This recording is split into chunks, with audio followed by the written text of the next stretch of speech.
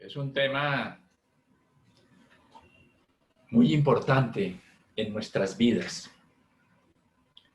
Un tema que nos ayuda a nosotros a ubicarnos dentro de ese proceso de avance, de crecimiento, que esta reencarnación, que la inteligencia suprema del universo, nuestro Creador Dios, nos ha brindado a través del divino Galileo, guía y modelo nuestro, Jesús. Se hace necesario que nosotros tengamos claro, hablar un poquito antes de autoiluminación del orgullo. Es claro para todos nosotros que el orgullo se convierte en un gran lastre en ese proceso de avance, de crecimiento en el que estamos. Y lo hemos mencionado muchas veces, lo hemos escuchado no solamente a través de estas disertaciones del Centro Espírita Luz de Amor y de otras, porque sabemos que de alguna manera no nos conviene. Más, ¿cuánto cuesta liberarnos de ese orgullo? Y qué fácil nos resulta cuando hablamos de orgullo poder decir, pero él es orgulloso, ella es orgullosa, y señalar, cuando realmente todos conservamos un grado importante de orgullo. Importante porque ya sea grande o pequeño, está presente en nosotros y se convierte en un ancla, en un lastre que frena el progreso de cada uno de nosotros. Y hemos venido recibiendo esas invitaciones a que fortalezcamos el trabajo en contra del orgullo desde hace muchísimo tiempo. El Nazareno de Dios en nuestras vidas, Jesús, hace mucho tiempo, desde antes de que Él se hiciera presente en la carne, en la tierra, ya había una inspiración divina para ello. Y luego nos dice, porque todo el que se ensalce será humillado, y el que se humille será ensalzado. Eso nos dijo Lucas, que él había dicho, uno de sus seguidores. Y nos queda fácil ensalzarnos. Cuando tenemos un logro, cuando tenemos un conocimiento, cuando logramos que nuestro hijo, nuestra familia alcance una meta, nosotros nos sentimos también orgullosos. El que entre ustedes quiera ser grande, deberá servir a los demás. Y he allí una de las grandes enseñanzas del Divino Maestro Jesús para contrarrestar ese orgullo, porque nos dice, si quieres ser grande, hay que servir, hay que aprender a servir. Y Jesús es el ejemplo más grande que nosotros tenemos. Es el hombre más evolucionado que ha pisado este planeta y nos dio en todo momento ejemplo de servicio, en todo momento. El orgullo es la fuente de todos los males. Nos esclarece Kardec en el Evangelio según el Espiritismo. Porque si nosotros miramos, ese orgullo es el padre de vicios y es también la negación de muchas virtudes. Y lo encontramos en el fondo y como móvil de casi todas nuestras acciones, especialmente de esas acciones que nos invitan a golpearnos para después sufrir, porque procedemos con ese orgullo. El orgullo tiene sus consecuencias. Son múltiples las consecuencias del orgullo. Nos amarga. ¿Por qué? Porque cuando las cosas no se dan acorde a lo que nosotros creeríamos que debe ser, acorde a aquello que nosotros queríamos mostrar para ensalzarnos, nos produce amargura. Hay melindres, es decir, cosas pequeñas que se dan en nuestro diario vivir por ese orgullo. Nos fascinamos frente a los logros que tenemos sin reconocer que es la divinidad la que nos permite alcanzar todo, y por eso nos tornamos vanidosos, nos tornamos prepotentes. Presumimos de saber, de tener, de ser más de lo que somos. Nos lleva a crear muchos preconceptos, a estimar, a especular antes de, porque nos acompaña el concepto con el orgullo. La envidia es algo que desafortunadamente se presenta en todos nosotros y nos tornamos soberbios cuando las cosas no funcionan acorde a lo que nosotros, lo que ese orgullo cree que debe ser.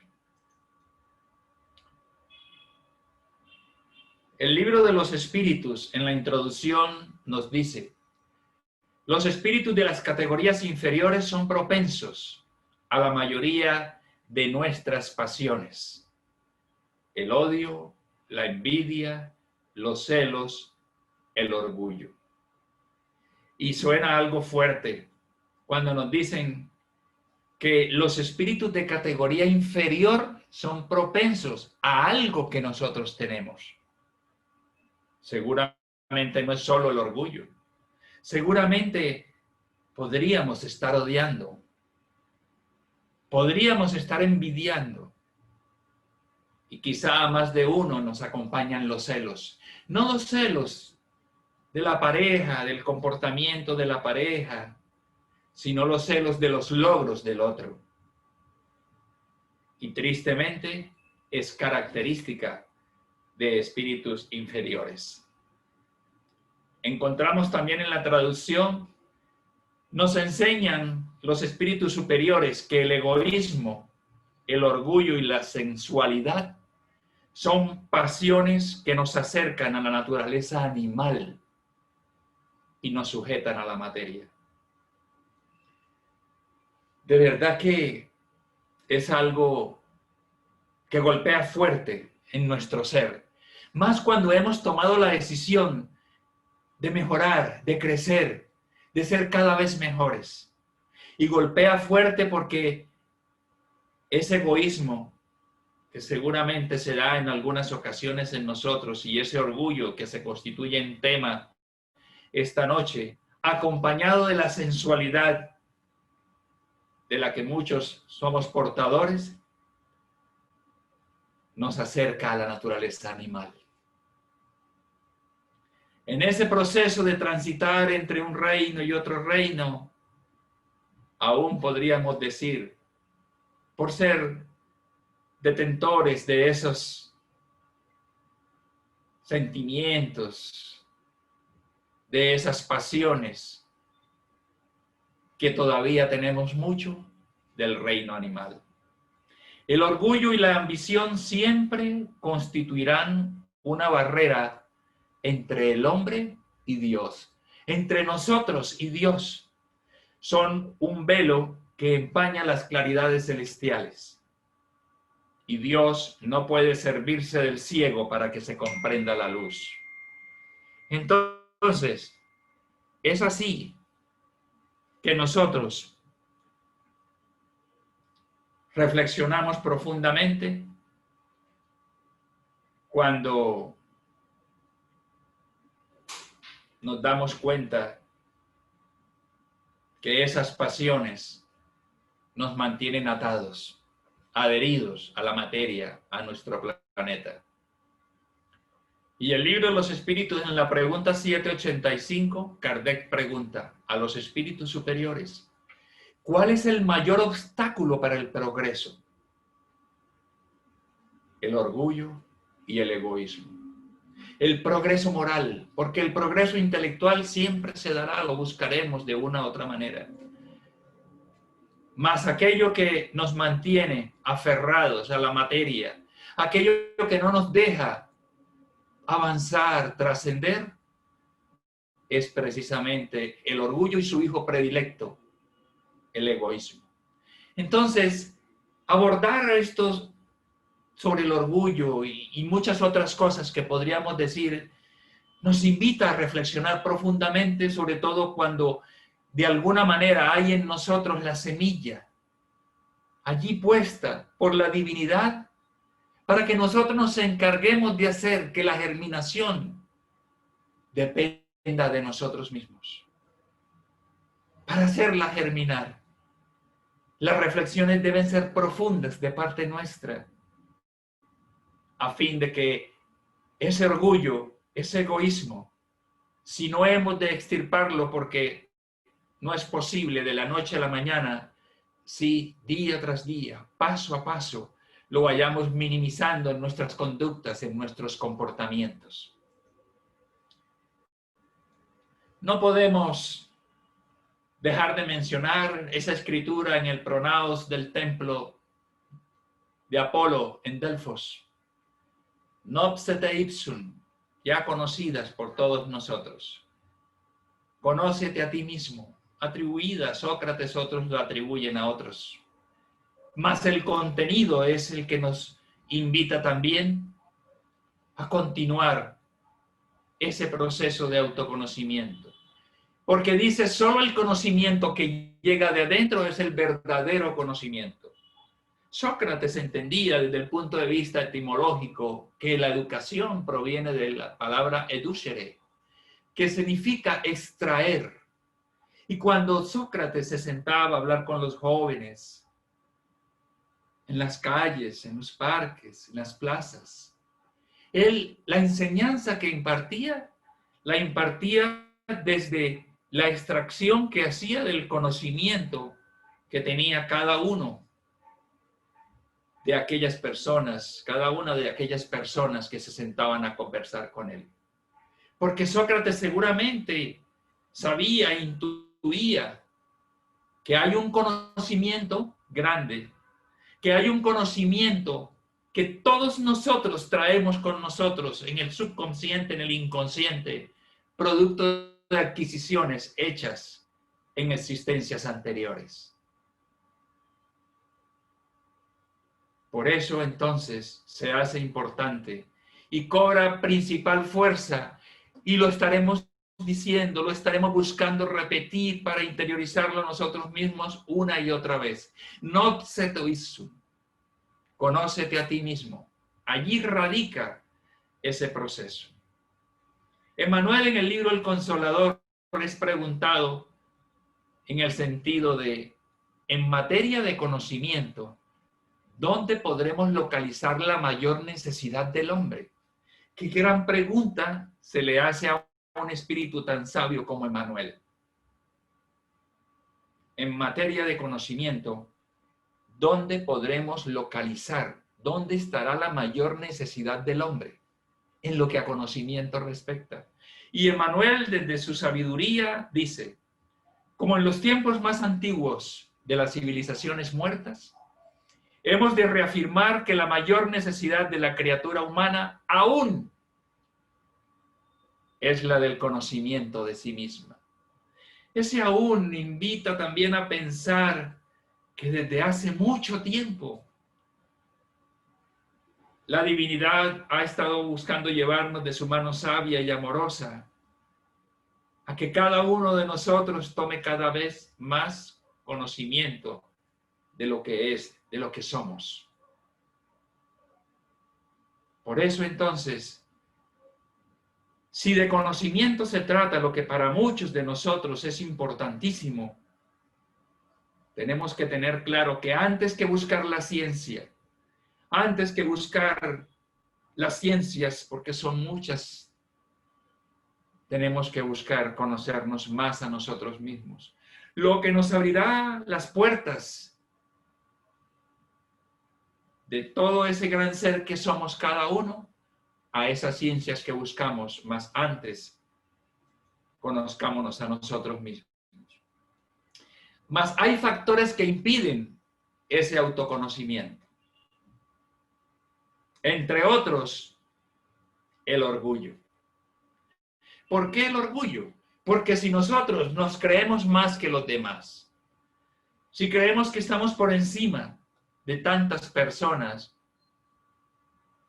entonces vamos a creer que no tenemos nada que aprender, que ya hemos alcanzado el top, el nivel que necesitábamos alcanzar.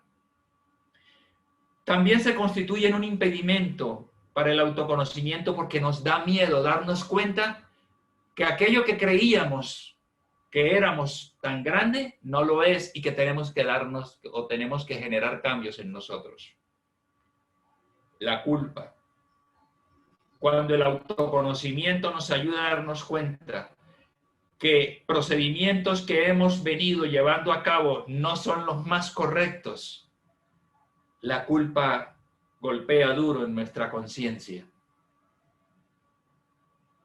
Y es a lo que no queremos enfrentarnos en muchas ocasiones. La vanidad. Esa vanidad nos bloquea para seguir aprendiendo de que nosotros tenemos todavía mucho que progresar. Las distracciones. Más las distracciones, no aquellas en las que buscamos un poco recreación. Esta tarde hablaba en uno de los estudios virtuales que hacemos con compañeros y hablábamos de que es una gran enseñanza la de Jesús cuando Él visita a Marta y a María. Y mientras una de ellas se sienta a conversar con Él, la otra mujer se encarga de los quehaceres del hogar. Y entonces llega el momento en que la que está haciendo los oficios le dice a la que está conversando con Jesús, le reclama que venga a apoyarla, que venga a ayudarle a hacer los oficios. Y Jesús con su gran sabiduría le dice, le deja ver, le deja darse cuenta que está distraída, despreciando un momento de crecimiento sublime al lado del divino Galileo, que es el camino, la verdad y la vida. Muchos de nosotros experimentamos situaciones similares. Nos distraemos con las cosas del diario vivir, aún con el trabajo para la consecución del sustento, que hay que realizarlo, no digo que no, porque necesitamos alimentarnos, necesitamos autosostenernos, necesitamos alimentar nuestra familia, pero a veces no sabemos encontrar el punto de equilibrio necesario. El punto de equilibrio, decíamos esta tarde, entre la atención, el tiempo de calidad a la familia, el punto de equilibrio entre el trabajo para el sustento y la búsqueda de la espiritualidad, la búsqueda de Dios. Ausentarnos de la familia, aunque lo hagamos, llega el momento en que la compañera, los hijos, la familia nos dice, bueno, nos tienes abandonados. ¿Qué hay de nosotros? Si nos alejamos del trabajo por el sustento, obviamente terminarán despidiéndonos o terminaremos de dejar de generar dinero. Por lo tanto, al que resulta más fácil dejar de lado porque no nos reclama, es a Jesús, es a Dios. Por tal razón, encontrar el punto de equilibrio entre la familia, el trabajo para el sustento y Dios, sin duda, debe ser la consecución de ese punto de equilibrio. Que si oramos y pedimos la ayuda, sabremos encontrarlo.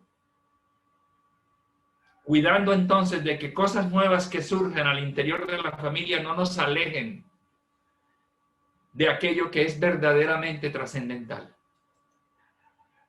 La inercia. Esa inercia que es más conocida quizá por la zona de confort. El estar allí quietos, estoy cómodo, gano para el sustento, estoy feliz con mi familia y pensamos que lo otro no es importante. Dios sí, yo creo en Dios. Dios sí, yo sé que es nuestro creador. Pero ¿qué tanto estamos haciendo por despertar nuestras conciencias adormecidas? Allí hay que romper esa inercia.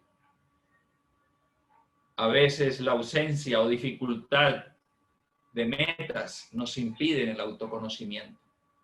Porque simplemente si no tenemos un objetivo en la vida, si no tenemos algo por lo cual ir, pues no necesitamos nada nuevo porque como estamos, estamos bien. Pero cuando nos ponemos metas claras, precisas, concisas, alcanzables, vamos a tener que buscar un conocimiento que seguramente no tenemos para poder alcanzarlas. Entonces, estos, entre otros, son impedimentos. Entonces, ¿cómo lograr ese autoconocimiento? Algunas pautas son: conoceréis la verdad. ¿Cómo conoceremos la verdad? Buscando el conocimiento. El conocimiento que nos brindan aquellos que han dejado huella. Y de ellos el más grande es Jesús. Por eso él dijera: soy el camino, la verdad y la vida. ¿Cómo piensa él? ¿Cuál es la esencia del pensamiento del Cristo? O solamente recordamos 2 o 3 frases: Padre, perdónalos porque no saben lo que hacen. Y otras 2 o 3 que pronunció o no en la cruz. Nos hemos dado al trabajo de conocer su esencia, su pensamiento, para nosotros poder sortear las diferentes dificultades que la vida nos presenta. Quizá no. Estudiar la doctrina espírita es un manantial, es una fuente inagotable de conocimiento para nosotros esclarecernos acerca de dónde venimos, por qué vivimos como vivimos, por qué tantas aparentes descompensaciones, hacia dónde marchamos. Gracias, Jesús, porque la doctrina espírita está en nuestras vidas, el consolador que nos prometieras. El derrotero seguro es el Evangelio, la buena nueva que Él nos dejó.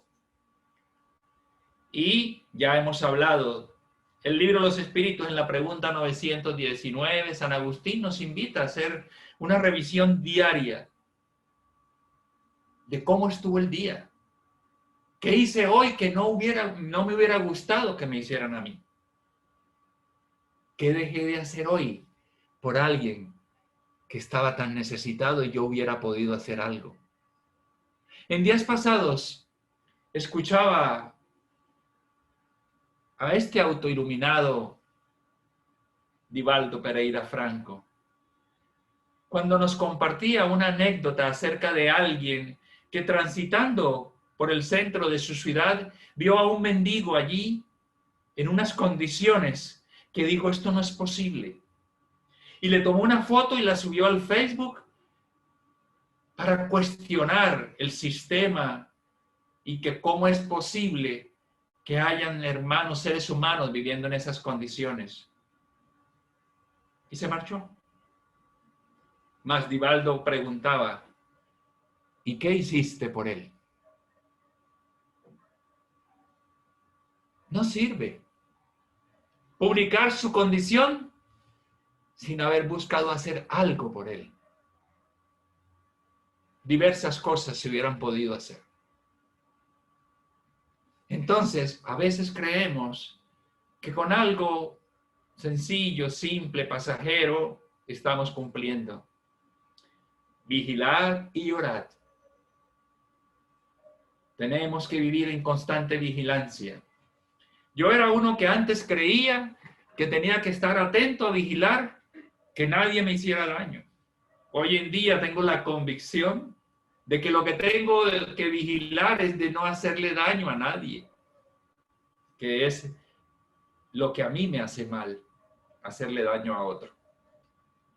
Y orad para que yo pueda tener la luz del discernimiento en mi mente a la hora de proceder.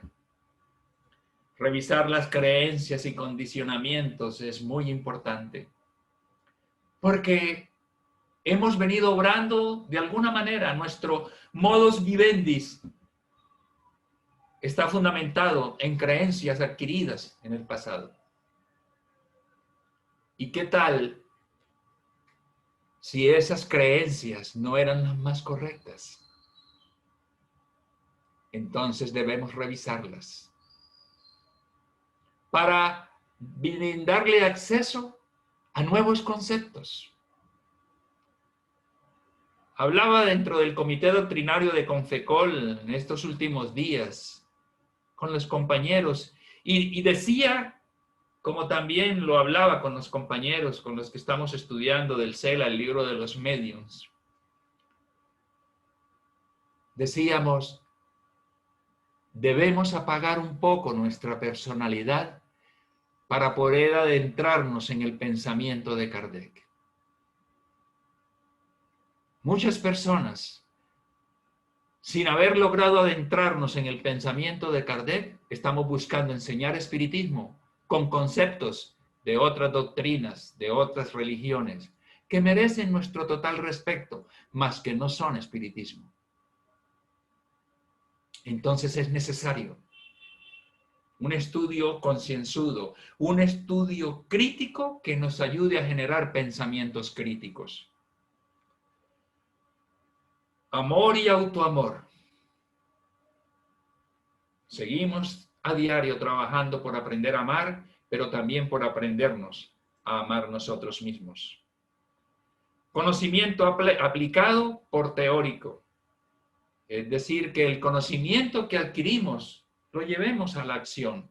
Si no lo hemos de poner en acción completamente, plenamente, en el momento, debemos esforzarnos día tras día para que nosotros podamos aplicarlos. Dice un conferencista brasilero, Feitosa, que si nosotros queremos dejar de ser queremos dejar de ser criticados, es sencillo. No pensemos nada, no hablemos nada, no actuemos, no seamos nada y así nadie nos critica. Mas no es así. Cada uno de nosotros se manifiesta acorde con aquello que tiene y nunca va a faltar quien te critique. Nunca va a faltar quien nos critique. Pero lo que nos importa es que quien debe saber cuáles son verdaderamente nuestras intenciones, que es Jesús, no nos critica. Asimismo, podemos hacer evangelio en el hogar. Fundamental para nosotros crear una psicosfera, es decir, una atmósfera espiritual en nuestros hogares de paz y de armonía. El estudio del evangelio en pequeños grupos, virtualmente o con los miembros del hogar. Días pasados escuchaba en que una persona expresaba que su familia, que no era espírita, está conectado aquí desde el comienzo, pero que hoy día él está haciendo evangelio con esa familia en su hogar. ¡Qué bueno! Ir sembrando la semilla en aquellos que comparten el techo con nosotros.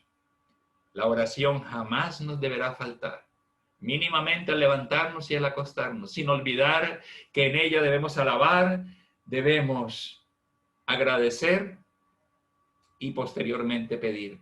La meditación es algo fabuloso, estupendo, fenomenal para nosotros autoconocernos, porque se dice que cuando oramos, le hablamos a Dios, más cuando meditamos, lo escuchamos. Estudios de libros como Fuente Viva de Emanuel, un gran libro para el autoconocimiento, y la serie psicológica de Juana de Ángelis, de un gran contenido para nosotros. Ahora, el autoconocimiento también lo podemos lograr, entre otras, a través de nuestras enfermedades. Hay diversos libros, más me encantó este libro que estuve revisando de estos alemanes, Bertelsen y Denick. La enfermedad como camino. Una interpretación distinta de la medicina, un método para el descubrimiento profundo de las enfermedades. ¿Qué acciones del pasado hemos desarrollado que hoy día nos proveen las enfermedades que tenemos? Entre comillas, enfermedades. Porque también se dice, decíamos esta semana, con mi nuera y con mi hijo, repasábamos estudios que decíamos, no hay enfermedades sino enfermos. Porque somos nosotros los que estamos ya con las condiciones apropiadas para que la molestia se instale en nosotros. Y este gran hombre que Dios nos diera como guía y modelo, nos lo afirma desde hace más de 2000 años diciendo, vosotros sois la luz del mundo. Cuando nosotros leemos eso, quizá creemos que nosotros simplemente estábamos siendo colocados en un punto muy alto al decir Jesús que éramos la luz del mundo para hacernos ver cuán valiosos somos. Mas ser la luz del mundo es poder expresarnos acorde con su ejemplo, con su buena nueva, al lado de aquel que necesita un buen ejemplo. Y esa luz en la que todos podemos convertirnos es lo que contribuirá enormemente a la institución del reino de Dios en la tierra. Ese reino de Dios no es tampoco nada que cambie esto físicamente y que sea, no. Ese reino de Dios será el reino de Dios donde vivamos más en función de la armonía, del servicio, de la ayuda, cuando el egoísmo y el orgullo estén prácticamente extirpados. ¿Y dónde se verá eso? Solamente en nuestros comportamientos. Él dijo, sois la sal de la tierra. Es decir, somos aquellos que podemos brindar a nuestro diario vivir, a nuestra ciudad, a nuestro hogar, esa sal que para los alimentos se convierte también en el gusto, en el sabor. Ese es, digamos, la vivencia de su ejemplo, es lo que nos permite darle sabor a la vida. Y dijo Jesús, así brille vuestra luz. Pero dijo, delante de los hombres, para que vean vuestras buenas acciones y glorifiquen vuestro Padre que está en los cielos. La luz debe brillar no para enaltecernos, de decir, miren mi aura, cuánto he logrado, sino para poder abrazar con nuestra luz al que está a mi lado, a aquel que todavía se expresa de manera indebida, a aquel que usa un vocabulario soez, aquel que todavía grita sin necesidad, a aquel que todavía juzga sin consideración, a aquel que no encuentra una razón de ser en la vida. Para eso es que debe brillar nuestra luz. Desde el punto de vista psicológico, la ley del espejo es fundamental. Y de ella nos habla Divaldo Pereira Franco. Mas, ¿a qué hace referencia? Nos plantea la ley del espejo que el origen de nuestros sentimientos negativos hacia una persona están en nuestro corazón y no en el de la otra persona, y no en la otra persona. Esta ley es la que nos ayuda a darnos cuenta que aquellos que estamos cuestionando, y lo digo por experiencia propia, en el otro es lo que muchas veces nosotros llevamos en nosotros.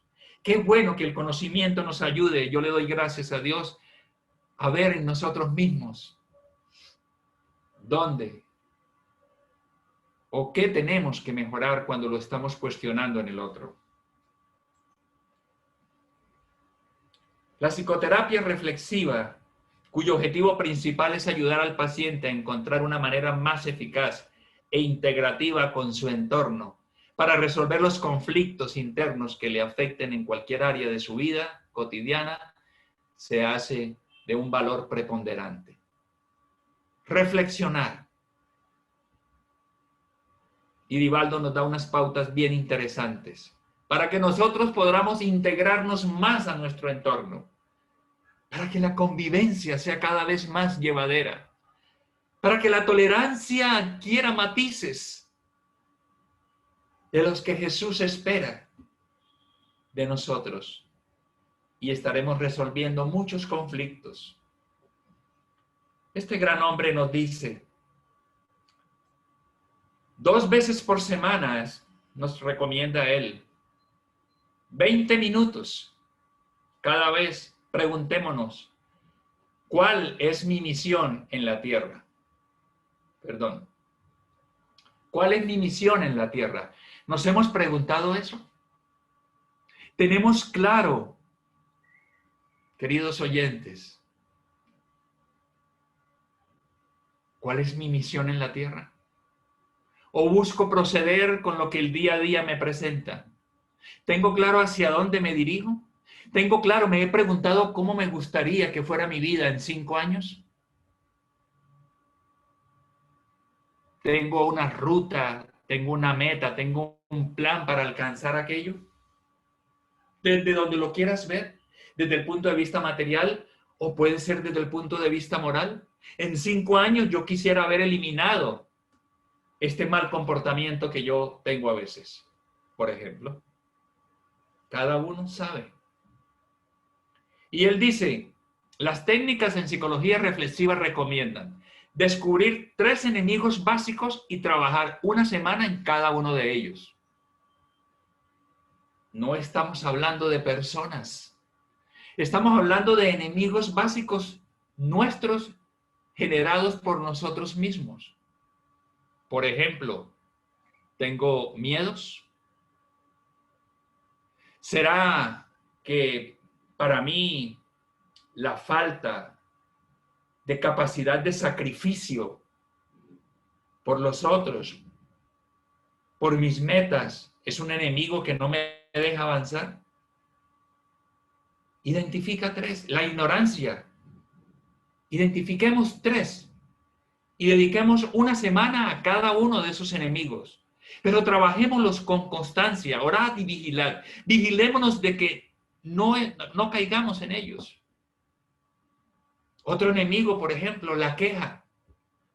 A veces nos quejamos demasiado, que si hace sol, que si llueve, que este señor no me cumplió, que me puso una cita y fui y no me avisó que no iba a estar y nos complicamos la vida. Identifiquémoslos. Para mí es un enemigo que yo miento con facilidad. Y vamos a trabajar 1 semana en cada uno de ellos. Continúa Divaldo y nos dice, hay 3 elementos básicos para nuestra transformación. El amor, no desista de los buenos pensamientos y haga el bien. De alguna manera todos estamos aprendiendo a amar, eso sí, unos con mayor esfuerzo que otros. Y no desista, lo tengo subrayado porque es con frecuencia. ¿Qué días alguien me decía, Emiro, yo estoy leyendo tal libro, me he leído tal otro libro, yo escucho las conferencias, me conecto a las conferencias de ustedes, yo oro, pero yo no logro quitarme de encima esta situación que estoy viviendo X. Ya no doy más. Un autoiluminado como este hombre nos dice, no desista. Y bien claro lo deja Juana de Ángelis también.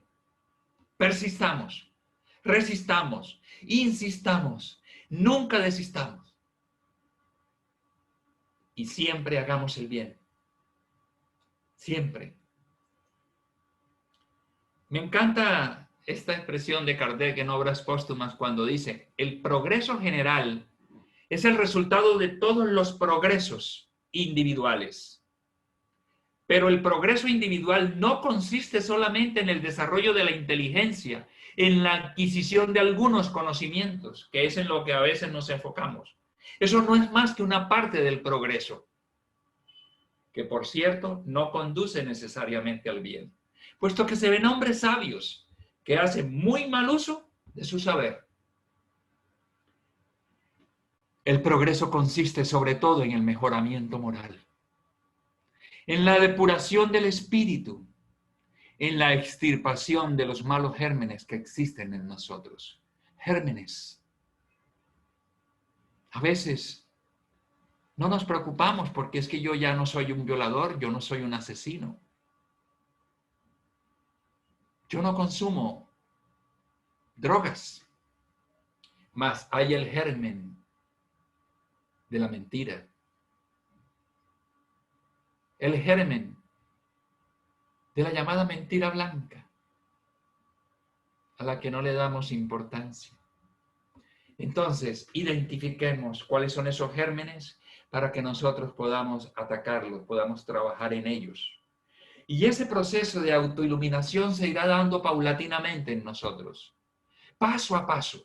No digamos poco a poco, paso a paso, porque poco me deja pensar que estoy haciendo poquito. Paso a paso. Autoiluminémonos.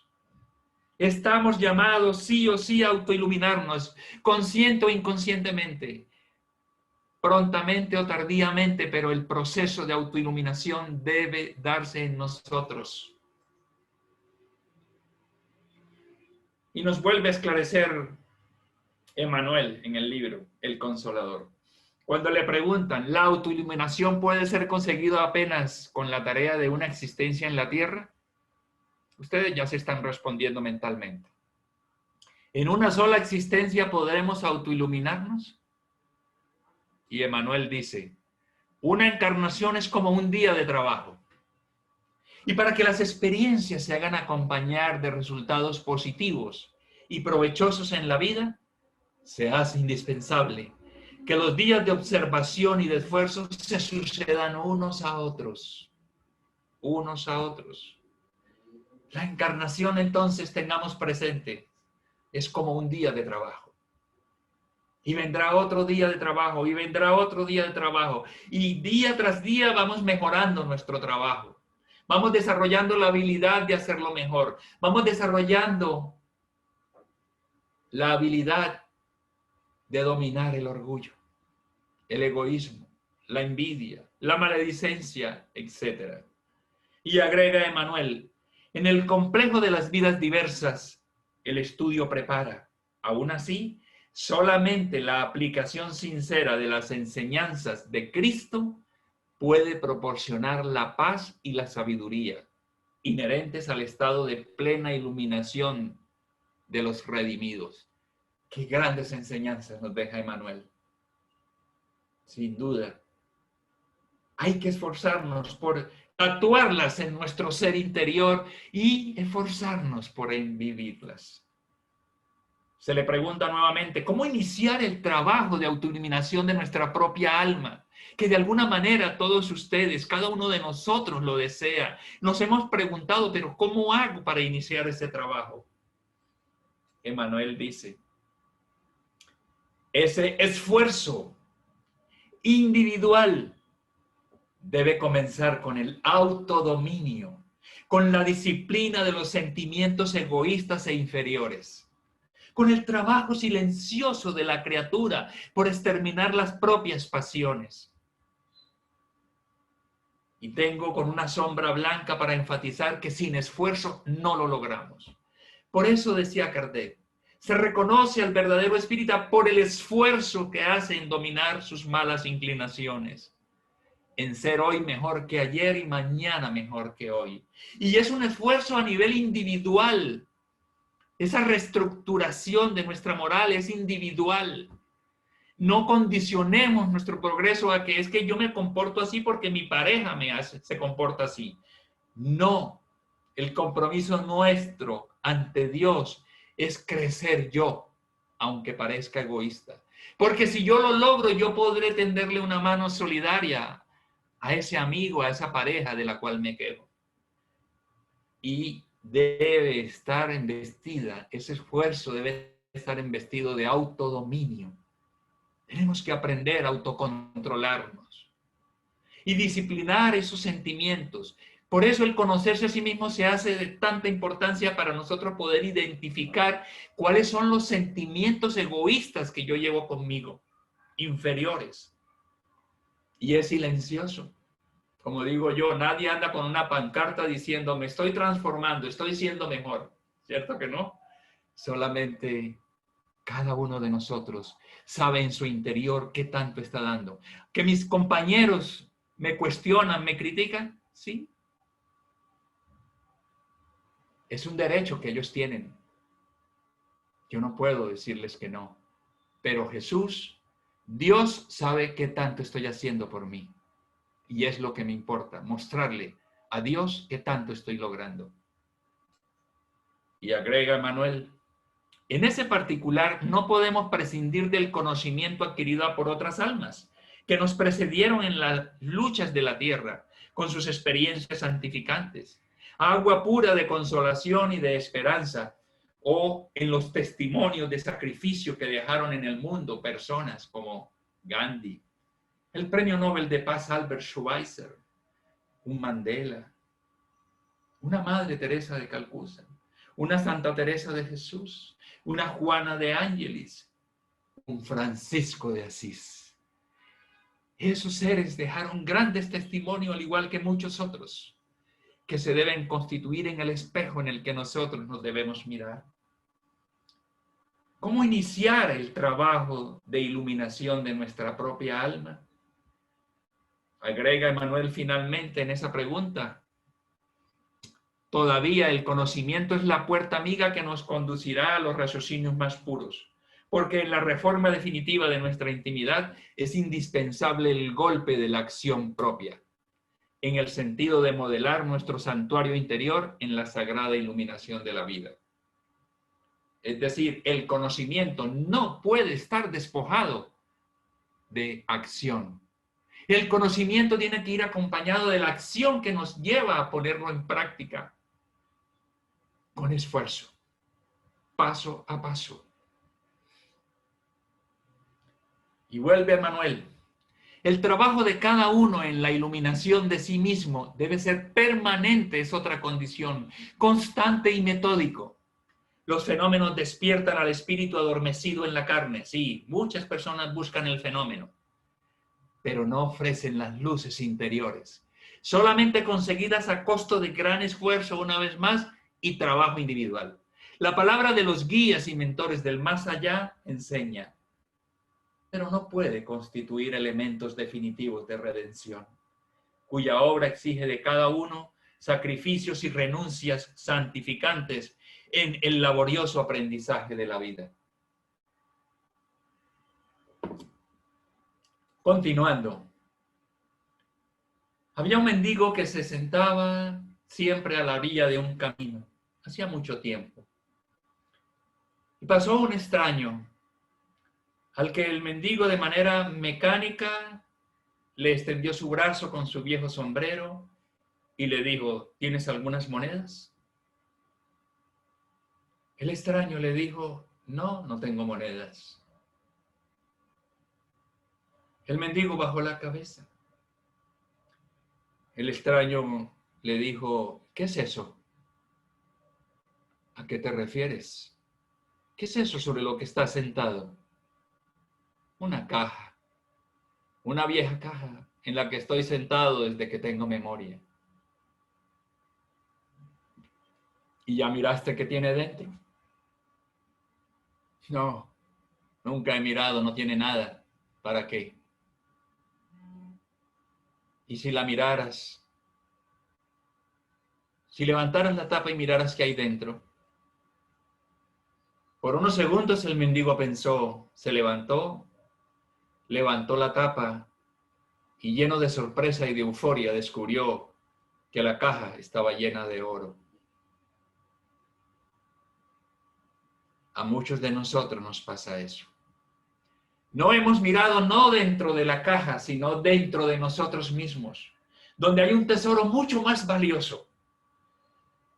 Porque Kardec deja claro en la pregunta 621 que es allí, en nuestra conciencia, donde están grabadas las leyes de Dios. Las leyes del ser infinitamente bueno. Y si nosotros nos adentramos en nuestra conciencia, en lo que somos, vamos a encontrar un tesoro muy grande. Es eso lo que tenemos nosotros que trabajar, en hacer ese viaje interior, para encontrar allí dentro de nosotros ese remanso, ese manantial de luz, de amor, que tanto nos sirve. Y es que ocurre que a muchos les da miedo mirar en su interior. Realicemos el mayor y más trascendental de nuestros viajes, el viaje a nuestro ser interior. Que para algunos, ese viaje interior es como quedarnos mirando allí y quedarnos pensando, y si no me gusta lo que encuentro en mi inconsciente, en mi subconsciente, pues ya sabemos que las adquisiciones del pasado están allí en nuestro subconsciente. Y en la medida que nosotros, mediante la meditación, la oración y el deseo sincero de modificarnos, podremos encontrar lo que hay allí para que eso nos diga en dónde tenemos que trabajar, en dónde tenemos que cambiar. Dejemos de estar viviendo dormidos. Así nos pasa a muchos. Vivimos, pero vivimos dormidos. En días pasados yo hablaba del hombre fisiológico y del hombre psicológico. No nos permitamos más ser hombres fisiológicos, es decir, aquellos que viven solamente para comer, dormir y tener sexo, sin metas. Nosotros, a lo largo de mucho tiempo, incluso de vidas completas, los seres humanos vivimos en una especie de sueño prolongado, en total inconsciencia de nuestra realidad. Tristes sonámbulos guiados únicamente por procesos automatizados de origen educativo, tradicional, ambiental. Pero esto necesariamente llegará a su fin un día, porque nuestro destino es despertar. Despertar la conciencia adormecida, como lo quieras llamar, como lo escribió Leonardo en el video que nos envió esta mañana, el salto cuántico.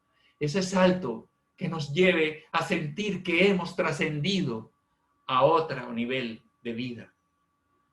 Ya no nos permitamos ser más hombres fisiológicos para ser hombres psicológicos con metas claras.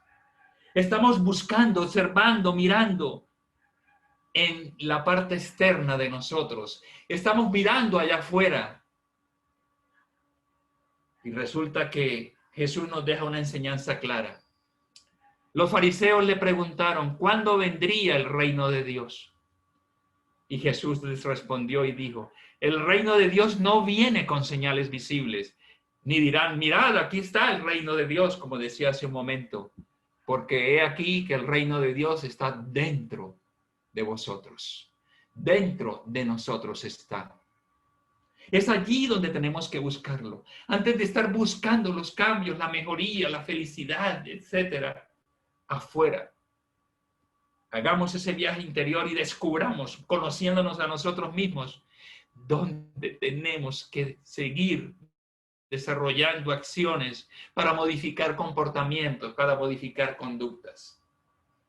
Y me encanta este pasaje. Estos papiros fueron encontrados en 1945, por allá en un lugar específico de Egipto. Algunos no los comparten porque dicen que son apócrifos. Pero se trata de una conversación, según decía quien registró la conversación, en la que Jesús decía, hermano Tomás, en cuanto tú aún tienes tiempo en el mundo, óyeme, y yo esclareceré tus preocupaciones. Dicen que eres mi hermano gemelo y mi verdadero amigo, pero por tanto examínate y percibe quién eres tú, cómo vives y qué será de ti. Miren una vez más, Jesús le dice a Tomás, y al decírselo a Tomás, se lo está diciendo a la humanidad, a nosotros, percibe quién eres tú. ¿Ya te hiciste la pregunta, quién soy yo? No para responder, soy Emiro Navarro, No para responder, soy padre de familia. No para responder, soy el esposo, el hermano, etc. No. ¿Quién soy yo en mi ser interior? Entonces, dice Jesús, ya que eres llamado mi hermano, ¿no es conveniente que te conozcas a ti mismo? Sé que comprendes porque ya sabes que soy el conocimiento de la verdad. En cuanto me acompañas, a pesar de ignorar muchas otras cosas, adquiriste algún conocimiento y serás visto como aquel que se conoce. Miren esto, pues aquel que se conoce, nada conoce. Perdón, que no se conoce, nada conoce. Mas aquel que se conoce ya alcanzó por el conocimiento el reino de Dios. Entonces mi hermano Tomás percibe la verdad que está oculta y que otros tropiezan por ignorar. Me parece fantástico, fantástico. Aquel que no se conoce, nada conoce, mas aquel que se conoce ya alcanzó por el conocimiento el reino de Dios. Y mientras que otros tropiezan buscando allá afuera, nosotros busquemos en nuestro ser interior. La búsqueda interior y el despertar de la conciencia es lo que nosotros estamos buscando. No podemos dejar de hablar del manantial de conocimiento que nos brindan los espíritus superiores a través de Kardec en las enseñanzas espíritas. Y tantas otras que nos dejaron medios muy reconocidos como Divaldo Pereira Franco, que nos han dejado, bueno, él todavía está con nosotros, o que nos dejó Chico Xavier, entre otros. Entonces, no olvidemos, caridad y humildad, ese es el único camino de la salvación. Egoísmo y orgullo, ese es el de la perdición. ¿Qué es la salvación? Retornar al mundo espiritual ahora que dejemos este cuerpo material en mejores condiciones. No vamos a decir que vamos a retornar, queridos oyentes, amigos, hermanos ante Dios, purificados, santificados, no. Pero sí en una mejor condición. Que podamos encontrarnos en el mundo espiritual con aquellos a los que alguna vez servimos y que nos antecedieron en nuestro retorno a la patria espiritual, con una sonrisa y nos digan gracias porque tú me ayudaste alguna vez allá en la tierra. Entonces, concluyamos hoy con este pensamiento que me fascinó de nuestro querido mentor Becerra de Meneses. Jesús, amigos míos, es más que un símbolo. Es hora de verlo como más que un símbolo. Es una realidad en nuestra existencia. No es solamente quien recorrió el camino entre el pesebre y la cruz, sino el ser ejemplar que transformó su vida en un evangelio de hechos que nos convoca. Es el prototipo, el modelo que Dios nos ha dado para que lo sigamos. Sin ya decir más, es que eso es Jesús, porque Él no nos iba a dar un ejemplo que no supiera que supiéramos seguir. Ya, no es un símbolo, es una realidad que espera por nosotros. Muchísimas gracias por acompañarnos, por estar con nosotros.